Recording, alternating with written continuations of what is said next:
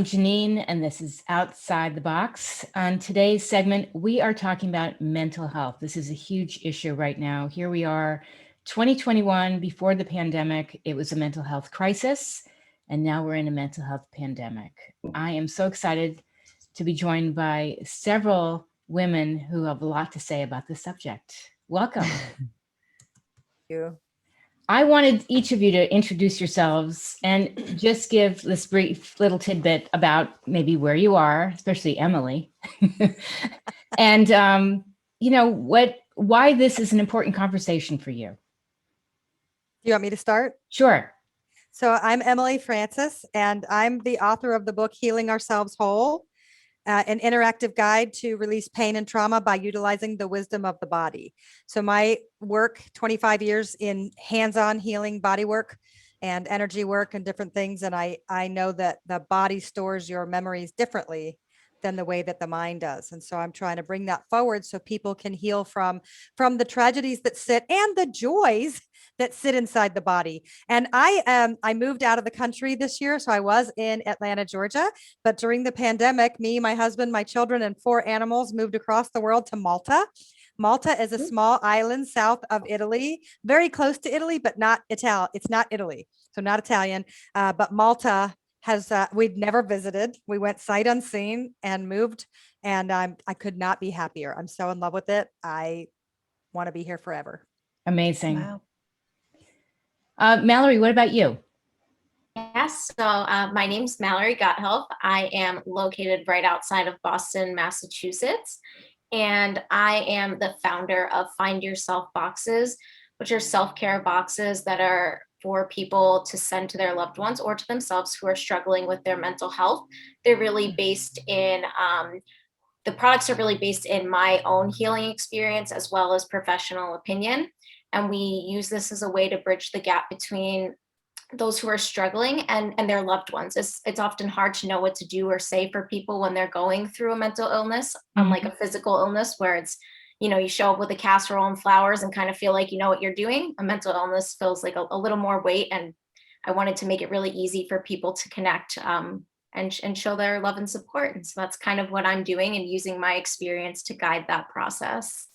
And let me just say, I found Mallory one weekend. I was Googling self-care boxes for college students, and I found like Doritos and M&Ms. And I'm thinking, no, this would even make me more depressed if I ate this stuff. And then you just really stood out to me, and I reached out to you. Yeah, So I loved our conversation. So I'm very happy to be here. Excellent. Who wants to go next between Julia and Cassie? I'm happy to go. Okay. Either way. Okay. My name is Julia Joseph. I am smack in the middle of New York City in the East Village.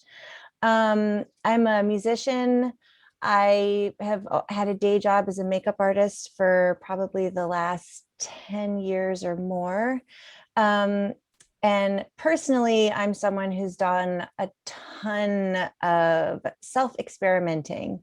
I'm more than a Jungian hobbyist. I've been in Jungian psychoanalysis for many, many years and have read a ton of Jungian writing by Jung himself and other Jungian analysts. And for me, it's really been a major lifeline out of some of my darkest times. I've had so many epiphanies and so many aha moments that help me understand myself and situations that I've been in, my family history. But I would say compared to everybody else in this group, I'm a little bit more midstream. I feel like I've had so many sort of like things I've dabbled in, and while everything seems disparate, I don't think it actually is, but how it all connects hasn't totally crystallized for me yet. Okay. So that's kind of where I'm at. And by the way, Cool as way we to say go, it. that was great. By the way, when we go, could you put stuff in the chat? Like you just mentioned what you're reading, what you've read. Could you put that in the chat? Yeah, it's a long list, but yeah, definitely. Just something, just a name, as you guys go along, if you want to recommend your book, your website, something you've read lately that inspired you, throw it in. Okay. All right. I'll do it. I can figure it out. Okay. I can figure it out. I see the chat. You see the chat. I'm Okay. not totally inept with this No stuff. I can pressure. figure it out. Okay. Okay. All right. And you're next. My name's Cassie Cavallero. I'm a freelance illustrator located in Syracuse, New York, and I'm specializing in children's books. And I think it's really fascinating how we can kind of take our experiences through life and really complicated themes such as ecological conservation, social justice, and mental health issues, and try and find that in a way where it can communicate with kids anywhere between, children's to young adult.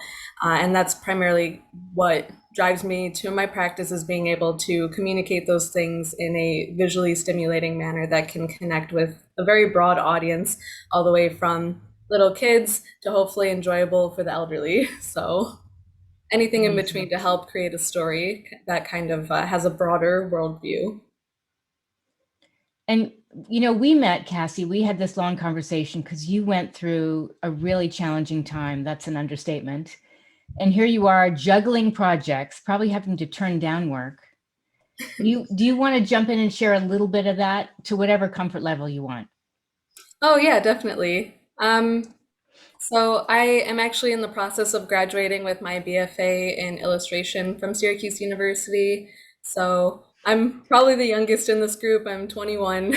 But I actually started my freelance journey a year ago at the beginning of the pandemic, just because there were a lot of facets in my life that kind of got a bit out of control that pushed me into looking for supplemental sources of income. So I was working as a part-time manager at a Dunkin' Donuts locally while I was attending school to fund my education. But before the pandemic really settled in March, there were some family strains. I had actually moved in with my friend and was living in my friend's storage room for a moment. And yeah, I had to transfer my Dunkin' locations because I had this sexual harassment complaint that was happening, and also all of my trips that were supposed to take place in LA for my developing visual development career also fell apart. So then the pandemic hit. And so I was kind of like in this really bad spot in my life, but I feel like that's what pushed me to start freelancing, and what has led to a lot of amazing opportunities and meeting great people like Janeane, and also having the opportunity to chat with you guys today.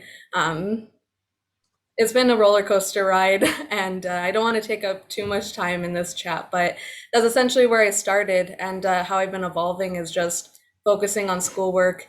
I have just this past week been able to quit my job at Dunkin', and focus on freelancing, and I'm really looking forward to the next step in things. Amazing. You know what I want to throw out here is the reason I wanted you to share that is because I feel like when we have meaning and purpose, it gives us hope and lifts us up. I know, Mallory, I mean, you have an incredible backstory into where you got to where you are, but would you all agree meaning and purpose gets you up in the morning? Yeah. Yes, God, yes. To our darkest days. Absolutely. And I think if you're wandering around aimlessly in your life, which I know I have in parts of my life, without a really clear direction, and I was pulled in so many places because I had so many things I wanted to do, and I couldn't really get super clear. And I had a lot of friends that were that way too, that had so many artistic abilities and creative flows, and they couldn't quite find like the middle lane that they really could get on that highway. And it wasn't until I listened to this, I took a pediatric massage class, and the girl is so passionate about the children, and she travels around the world, not only setting up hospitals and different things, but she goes to orphanages and teaches the nuns how to massage the babies, because these babies don't have human touch. But she started crying when she was teaching, and she was so passionate and so single pointed focus that I remember leaving there and calling my dear friend, and I was like, I just met the version of ourselves that we really, really want to be, because we kept having all these different ideas and different plans, but watching somebody so incredibly uber focused, like lit such a fire under me and inspired me so much to really get clear for myself on like, okay, what is the big thing that I want? Where do I really want to be going? Because I just felt like I was being pulled in so many directions. And I think women as a whole can do that a lot, especially like, I don't know about you guys, but I have two young children, 7 and 8. And I feel like when they're at school, I have this very specific direction. But from the second school's out, count me out because I'm done. My whole focus is on them. And then right now it's 8:15. So my husband's putting them to bed and I'll go in and give them a kiss. But it's like compartmentalizing, but getting really clear.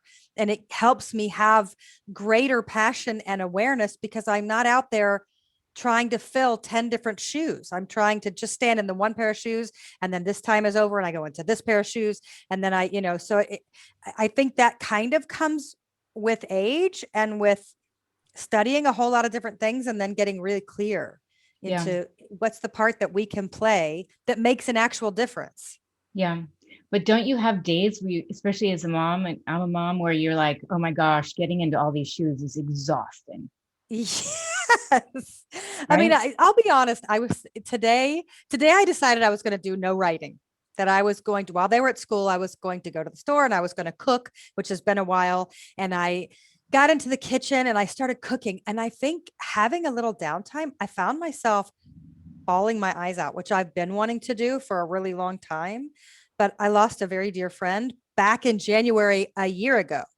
But today it was like, where are you? Like Yeah. and I just sat there crying, and all three of my dogs came running, like, mommy, mommy, and I'm holding onto the table and I'm just bawling because I Mm. haven't even had that time alone to just scream out loud and cry and just feel my grief.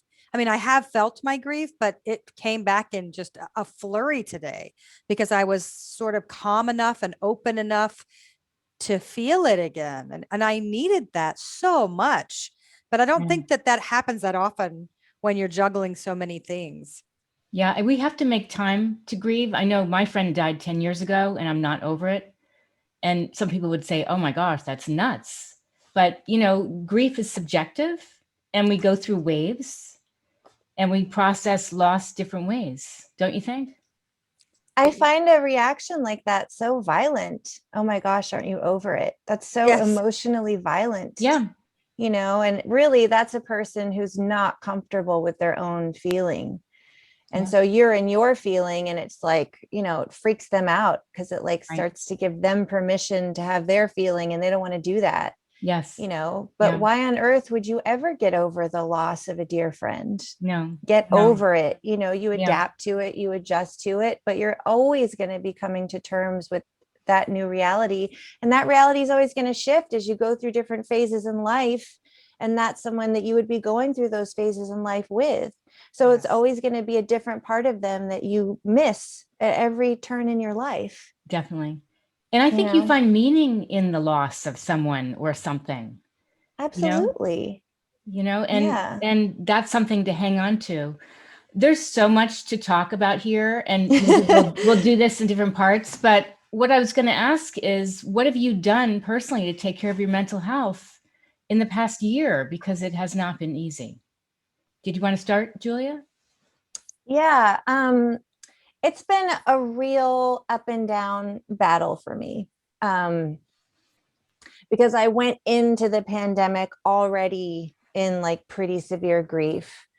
And I went into the pandemic already super vulnerable. And it's been hard. I've definitely acted out. I've definitely indulged. I definitely, got into like cocktail routines to make everything seem like a party and, Mhm. Ate a lot. And, the other day I was sort of feeling my body and I was just like, my God, I don't think I've ever been this disembodied.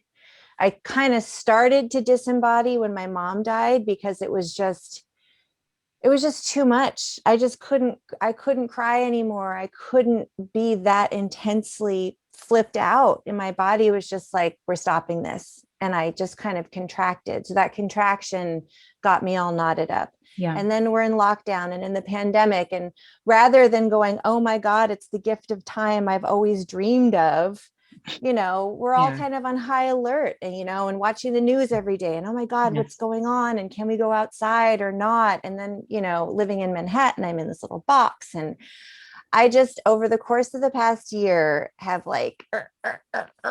just like Yeah. contracted and stiffened and bloated. Like, I mean, everything. I just went down. With the weather change, I'm feeling a lift. And, my therapist always says you have to follow the love. You can't put yourself on some program doing something that you feel like you have to do. If you love being on your bike, be on your bike. If you Yeah. love going for a walk, go for a walk, and don't think about it beyond that. Right. And for me, the most healing thing, the most soothing thing, and the thing that brings me into my body the most is just being in nature. Definitely. I feel the Just same way. being around trees, hearing the birds. So I kind of just start from there and then let things unfold from that place. So it's not like I'm like putting myself on a program, which That's good. just I have such an Yeah. authority conflict that just instant rebellion. Don't you tell me I what don't to care. do. I don't care how good it's going to make me feel. It's Yeah. just instant rebellion. So Yeah. I just start with like, go outside Good. and Good. take it from there. So Cassie, let's jump to you. What about you? What have you done to take care of yourself? So complicated, I feel like, just 'cause, a lot of things in my life, like, I don't know, towards the beginning of the pandemic, it was pretty horrible, honestly.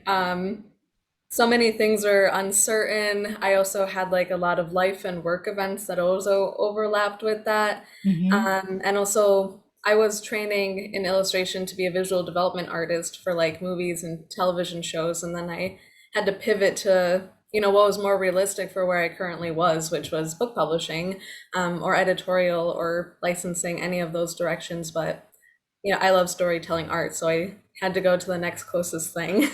Um, but in the beginning, it was really difficult because I couldn't do what I was passionate about. I couldn't make any artwork because I was in a confined space. And more than that, like, just because I am a creative person, just being depressed in general, you just can't create. You don't have the drive to create. Even if you have like a sketchbook and a pencil, you draw and then you just get more depressed because you're just not drawing as well as you used to, or like creating as well as you used to. So I would try to escape with my art, and that would I was then just creating things I hated.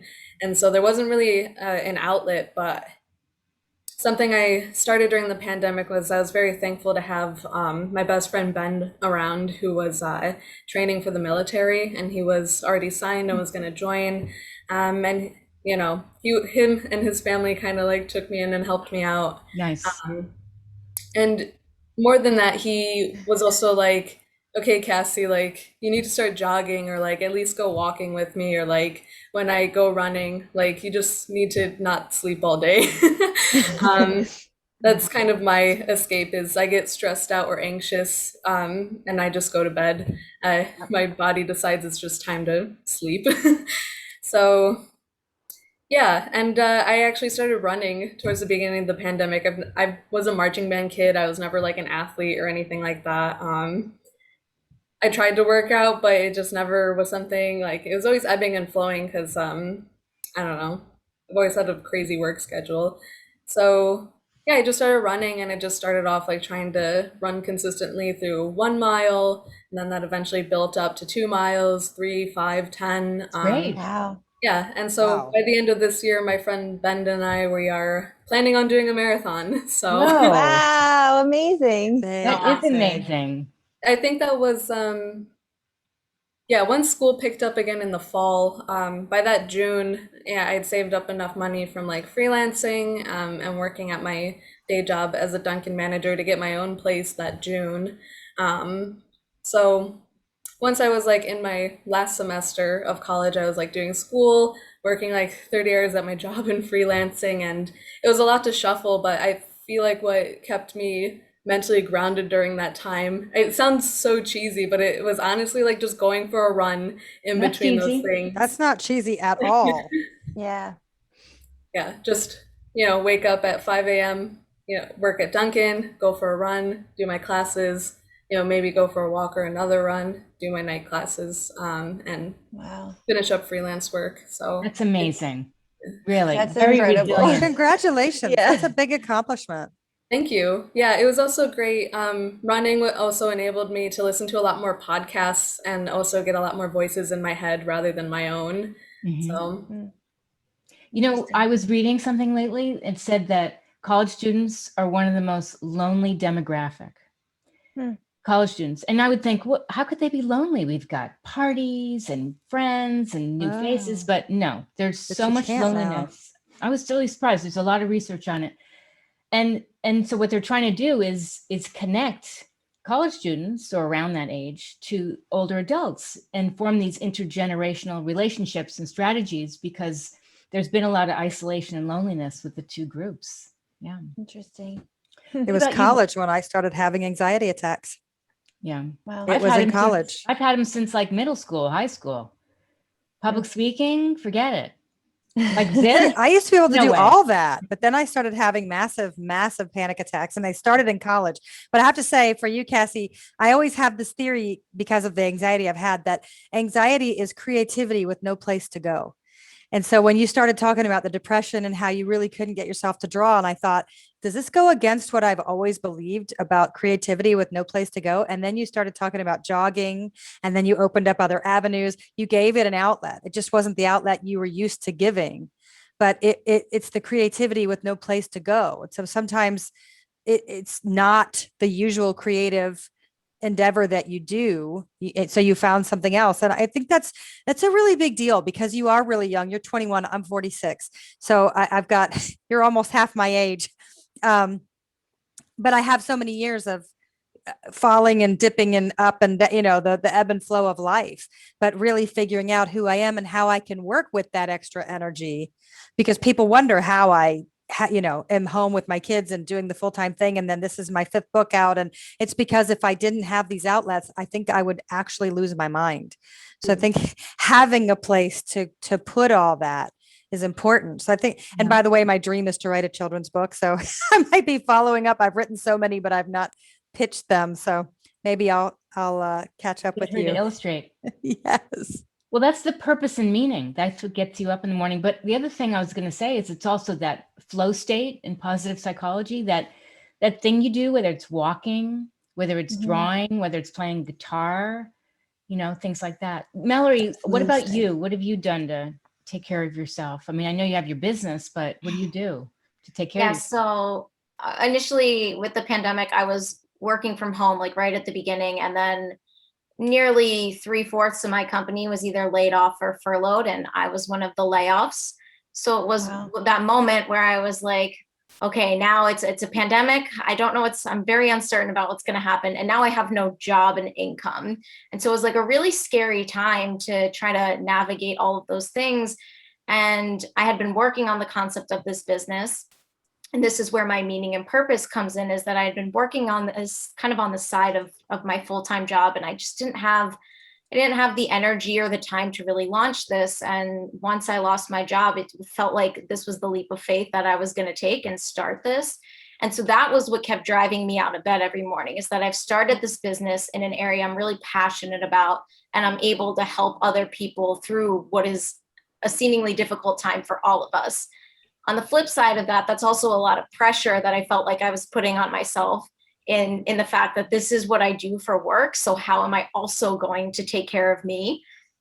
And so it started with the idea of rest. I am really bad at resting. I am a former athlete, someone who constantly feels the need to be moving, to be productive. I can't slow down. And so my initial thing with the pandemic was like, okay, you need to learn how to set aside pockets of time for rest, and rest that's not even like I need to be writing or reading. Like I can stare at a Netflix or Hulu show and not care that that is all that I am doing for the next 3 hours. And I learned to set those boundaries around my time, because I was really struggling to set boundaries at all. And so this was like my first step in that, which I found is really helpful, is like making my time for me and planning my time accordingly. So then I can give back to others when I go sit down and do work.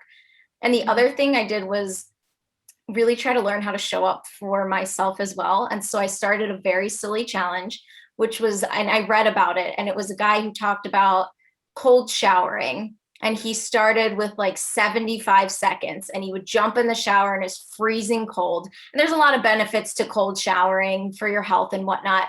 And I just wanted to challenge myself and show up for myself every day. And so I made a plan that I would start with the 75 seconds, and I would increase my time every week by like 5 to 10 seconds until I got to 3 minutes.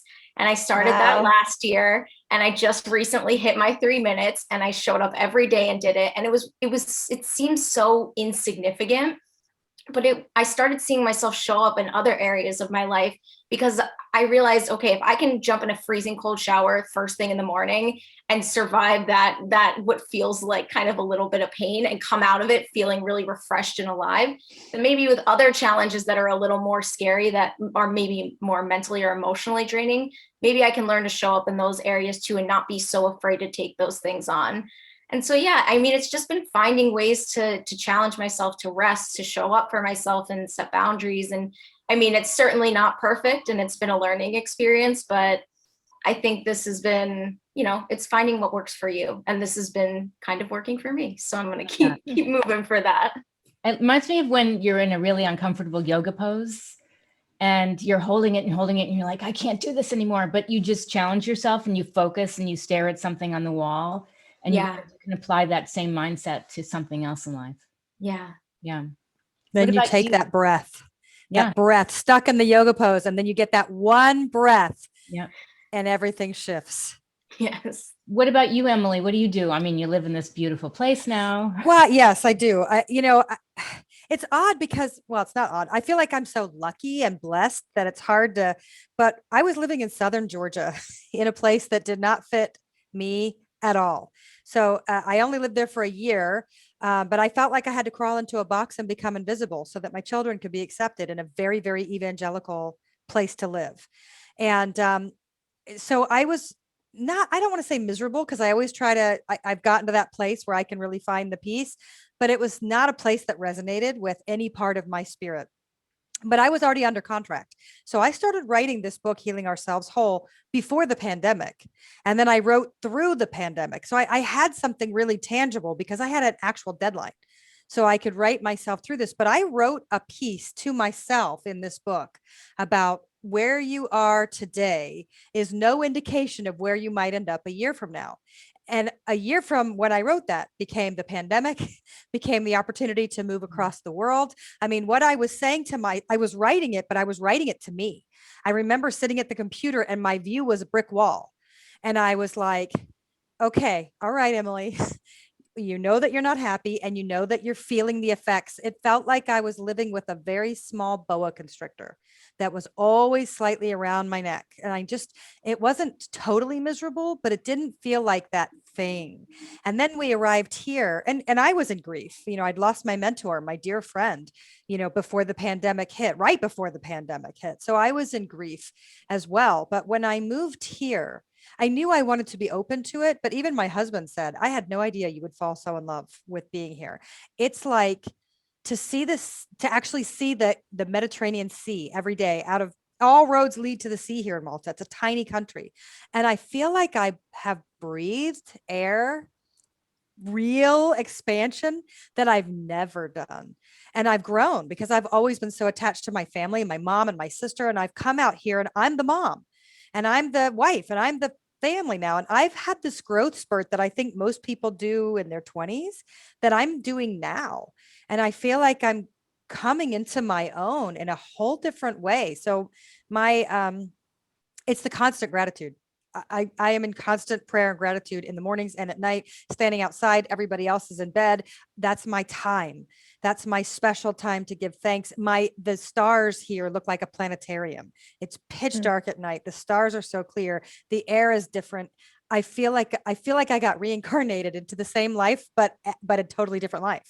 Like I'm still me, but I'm living in a different place. And so what I've really come to is that I believe that your environment plays a massive role, more than I understood. I knew it was huge, but now I realize being in a place that really, really supports who you are energetically, spiritually is everything.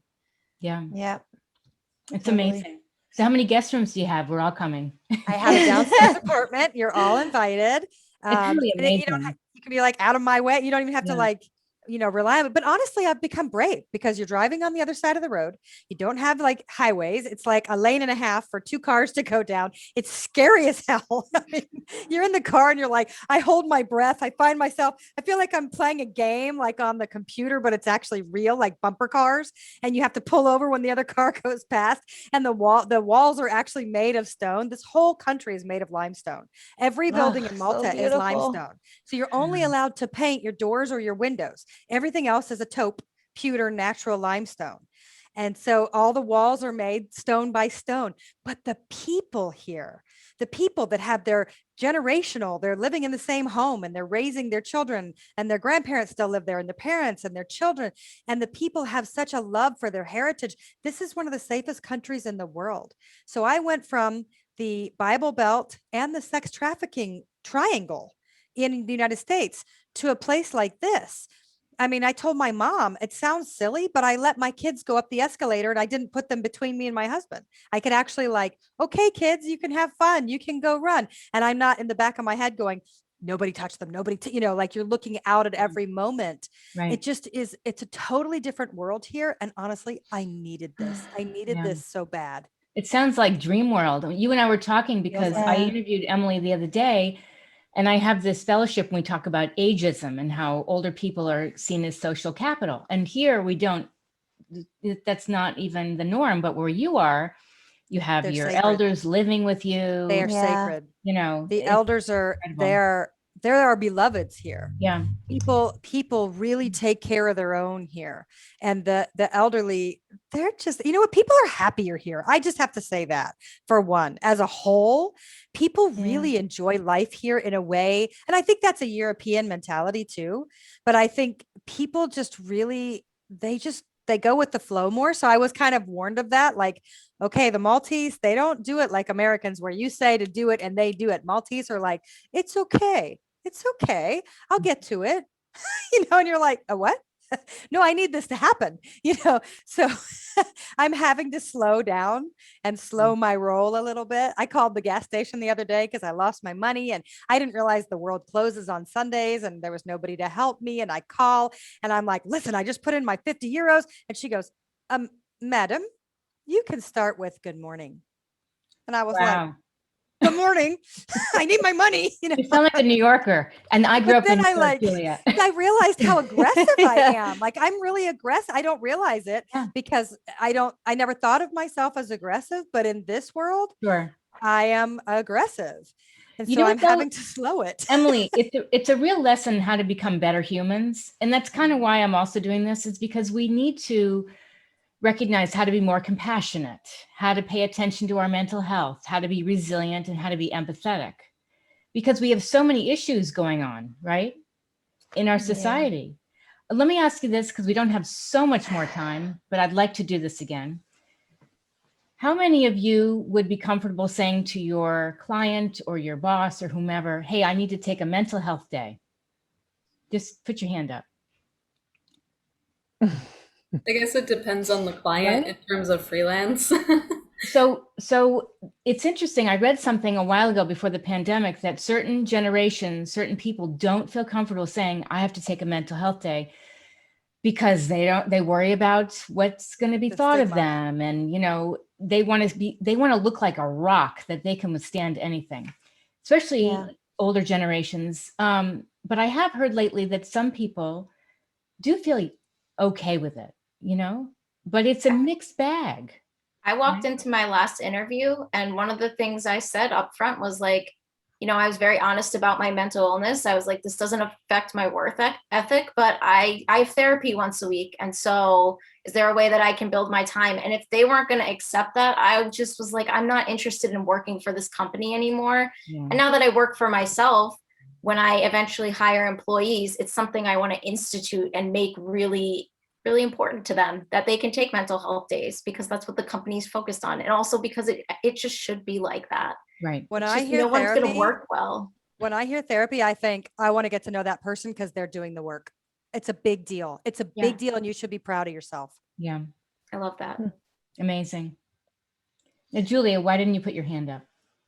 Oh, because I work in the freelance world, and as much as particularly in fashion, it's all about, being evolved in some way, but it's not, like the call times are insane.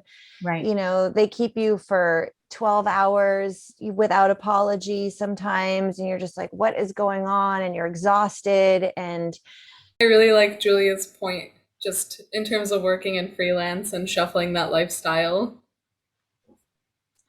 yeah, you're supposed to want to work all the time, and you're supposed to say yes to everything because you don't know when there's going to be another job. This might be it. But then what ends up happening is you're like day after day after day, like doing these crazy long, impossible hours.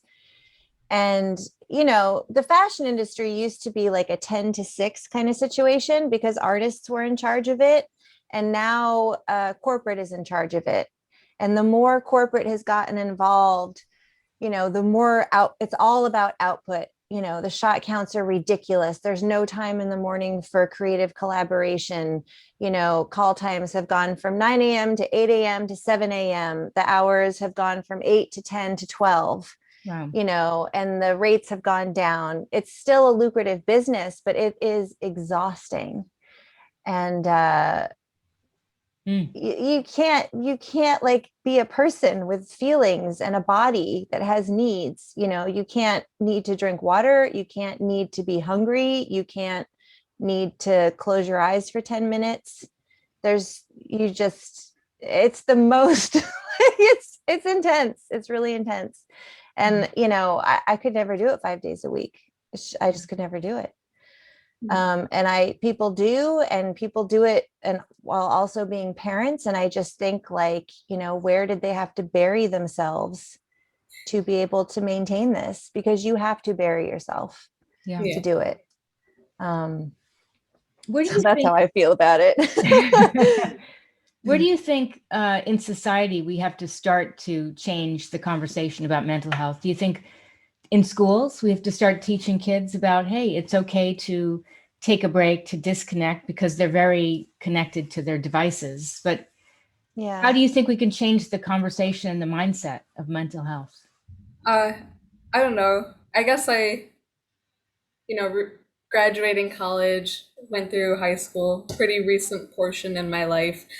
I feel like I've always been, I don't know, a very proactive busybody throughout high school. And that's because I was obsessed with this mindset where it's like, okay, if I work hard really now in my life, then I can like have more leisure time later, or I can enjoy myself later.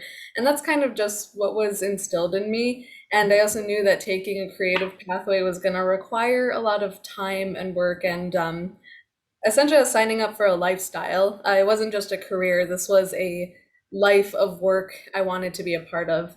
And while I'm very thankful I kind of discovered that perhaps sooner in my life than my peers, I think what they need to teach in school is that it's okay to not jump straight into college if you don't know exactly what you want to do. It's okay to go on that self-discovery journey and take a gap year. I feel like so many kids are graduating at the age of 17 and 18 from high school, signing up for the equivalent of a home mortgage for something that they're not even sure is something they're going to enjoy for the rest of their life. Right. Now, Yeah. I left high school wanting to be an artist, and I'm leaving college being a successful artist, at least as successful as I can be in my life right now. I feel like making a living income off of freelancing, before even graduating, I think for me, that's what I set out to do in college. That's why I became an illustrator. But for the people who are, oh, I'll go to college and do chemistry, but actually I really love drum corps, or, just kind of shuffling between those options, like join the military for a couple of years, go to trade school, do Oh. anything else besides signing up for a $120,000 loan, or just start somewhere cheaper. Part of the reason why I pursued an illustration degree was because thankfully I got a full ride through my school, and it didn't cost me anything. So I'm like, well, if I don't become successful as an artist, at least I didn't lose out on anything. Yeah. Yeah. But I feel so bad for the people entering college, signing up for hundreds, $1,000s in debt, to not be satisfied because they just really didn't take a moment to accept the fact that they need to pause and figure it out. Yes. And I think that needs to be more socially acceptable. I agree. You know, it's interesting you bring this up because I always tell schools, because I'm doing talks with schools and pitching self-care and resilience and having meaning and purpose, is that you can be a rock star in high school. You can have those scores and grades and be amazing. And then you get into college and you flop because you don't understand what to do when life throws you all kinds of curveballs. I mean, you have an advantage, Cassie, because you didn't get things handed to you. So you're going to know how to pivot and swerve in life, right? Whereas other people, something happens to them and they just freak out. What do I do? What do I do? Right? Yeah. Yeah. Wow. I feel like schools, yes, but I mean, it's so deeply ingrained in every structure of our society. There's a whole system at play, right? Yeah. You know, so the parents have to be at their work at an ungodly hour. So they're exhausted and they're worn out and they're getting they need their kids to stay on a structure because they're on a structure. And if they don't stay on that structure, they're going to lose it's just like, and it also has to be demonstrated in schools. I have a girlfriend who took a job monitoring at a New York City public high school. So what they're doing is the kids who want to be in the school physically can go to the school physically, but they're still doing Zoom classes, but they have classroom monitors to look after those kids. Okay. So she lives in Harlem. She lives an hour and a half away, basically commute from the high school she's monitoring for. But to fulfill full-time status, she has to be at the school for 7.5 hours. So even though she's not teaching the kids, she doesn't have to do any prep. She has to be in the seat at 8 a.m., right? Just sitting there twiddling her thumbs for the kids to get there at 8:30, and then they leave at a certain time, and then she has to stay and sit there twiddling her thumbs. I mean, it's just ridiculous. Like, let her go home. Let her get an extra half an hour of sleep. You know, those sorts of structures are just like asinine to me.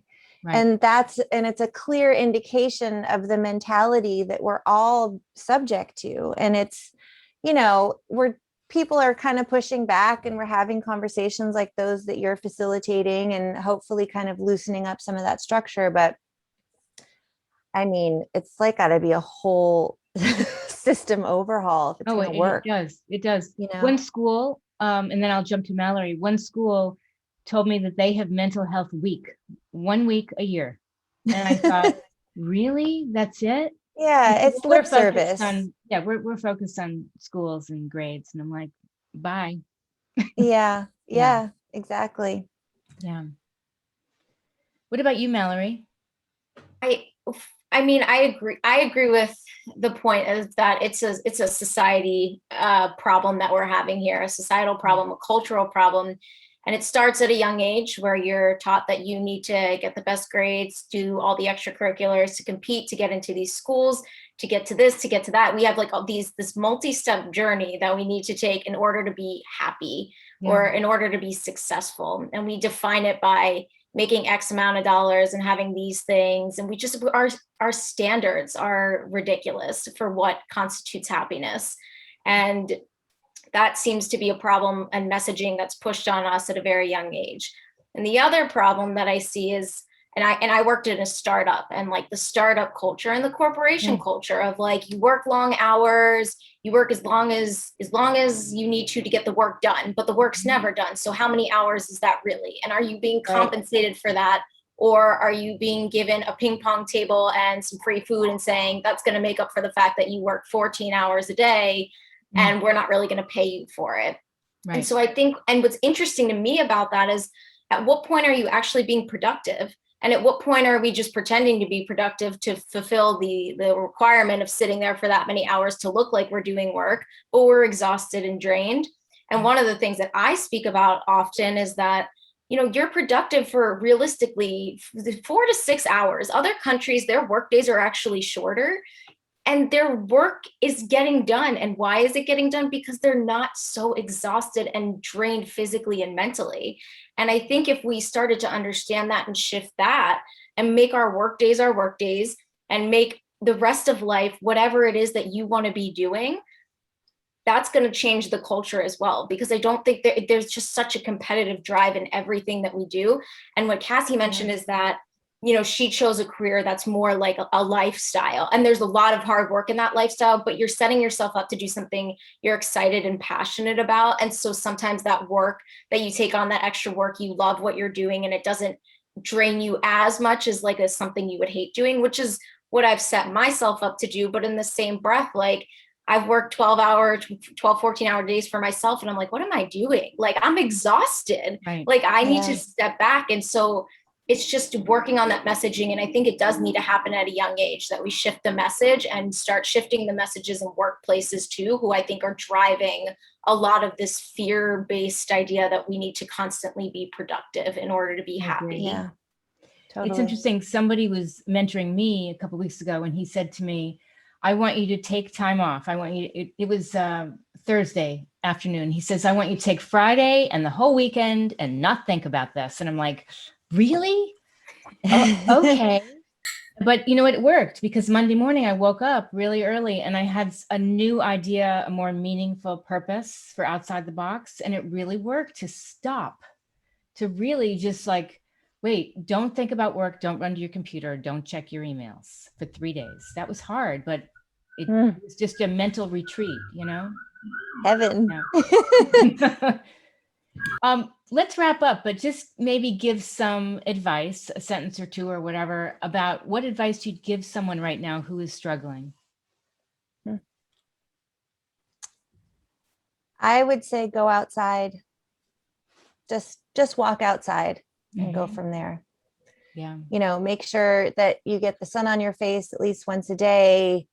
Seek out one chirping bird, get close to a tree, wherever you can. It's not easy where I am in the city, but I would say go outside.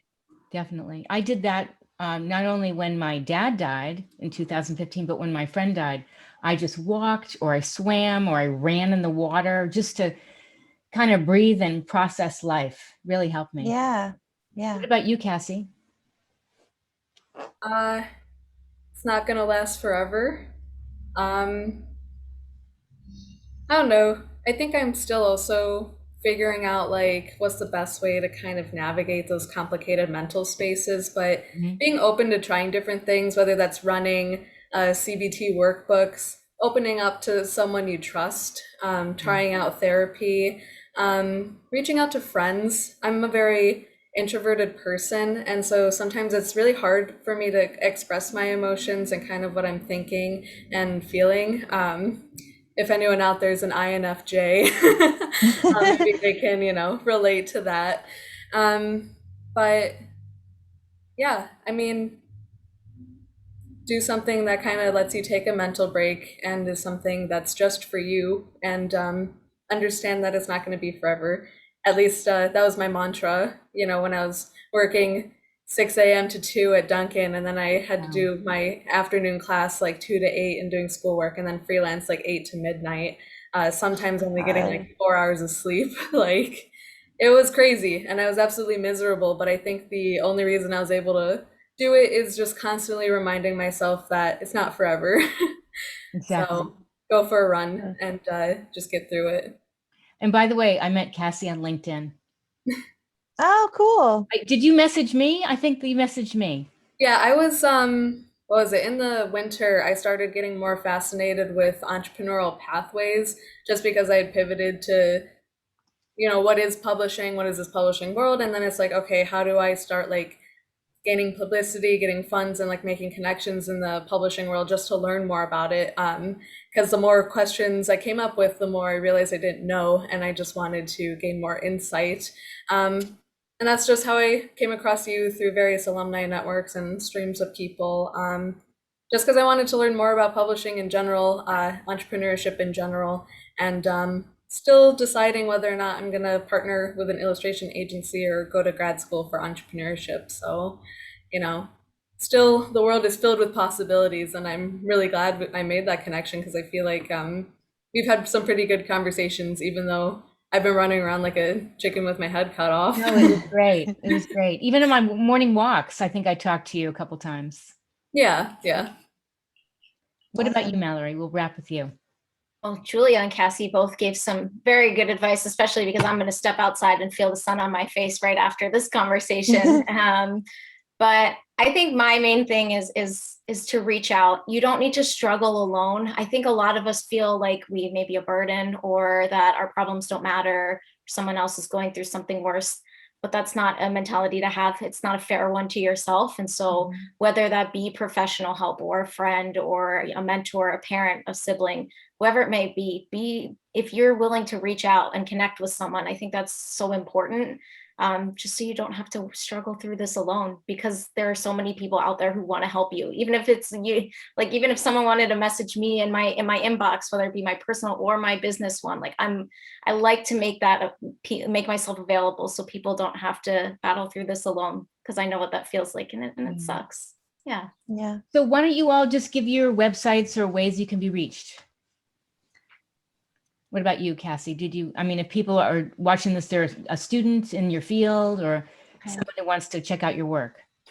Yeah, definitely. I have a website, CassieCavallero.com, and you'll essentially find everything you need to know about me on there. There's links to my LinkedIn, my email is my full name, CassieNCavallero@gmail.com, and you can find me on Instagram at Cassie.Cavallero. So yeah, I'd love to hear I'm always looking for different creative groups to be a part of, and on my bio page on my website, it kind of goes more in depth about that. But yeah, I'm constantly becoming parts of communities and groups, and I love talking about commercial art, which is illustration. So not only doing what you love, but like making a living at what you do that you love.